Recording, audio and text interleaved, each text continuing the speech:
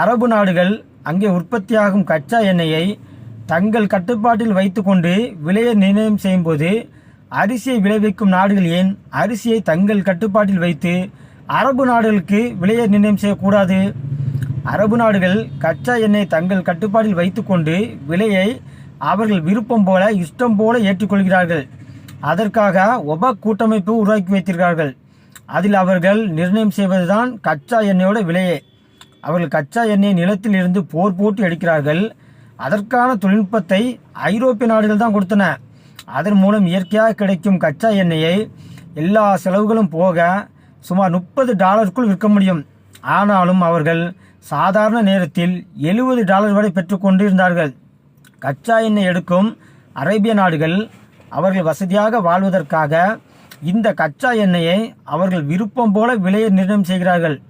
அதுவும் கத்தார் போன்ற நாடு கச்சா எண்ணெயை தற்போது ஒரு பீப்பாய் $150 வரை விற்க வேண்டும் என்று கட்டாயப்படுத்துகிறது.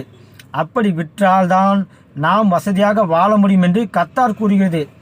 இதற்கு நாம் என்ன செய்ய வேண்டும் என்றால், அவர்களிடமிருந்து கச்சா எண்ணெய் இறக்குமதி செய்யும் மேற்காசிய நாடுகளான இந்தியா, பாகிஸ்தான், பங்களாதேஷ், இந்தோனேசியா போன்ற நாடுகள் அதிக அளவில் அரிசியை உற்பத்தி செய்கின்றன. இந்த அரிசியை உற்பத்தி செய்ய நிலத்தில் இருந்து நீரை எடுத்து 3 மாதங்கள் உழைத்து அதன் பிறகு அந்த அரிசியை உற்பத்தி செய்யப்படுகிறது. அப்படி உற்பத்தி செய்யும் அரிசியை நோவாமல் அரேபிய நாடுகள் குறைந்த விலையில் இறக்குமதி செய்து உணவு தட்டுப்பாடின்றி சொகுசாக வாழ்கிறார்கள்.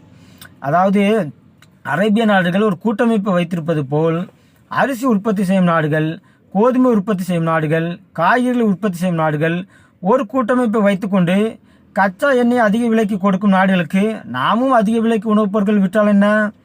நாம் மிக துல்லியமாக ஆராய்ச்சி செய்தால் மேற்கு ஆசியாவில் பல இடங்களில் கச்சா எண்ணெயை கண்டுபிடிக்க முடியும்.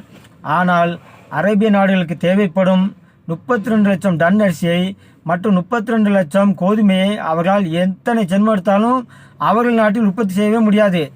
எனவே காலத்தின் கட்டாயம் விவசாய பொருட்களை உற்பத்தி செய்யும் நாடுகள் ஒரு கூட்டமைப்பை உருவாக்க வேண்டும். அதில் அவர்கள் உற்பத்தி செய்யும் விவசாய பொருட்களுக்கு அவர்களே விலையை நிர்ணயம் செய்ய வேண்டும். இதனால் உள்ளூர் விவசாயிகள் அதிக பலன் பெறுவார்கள், நாடும் நலம் பெறும்.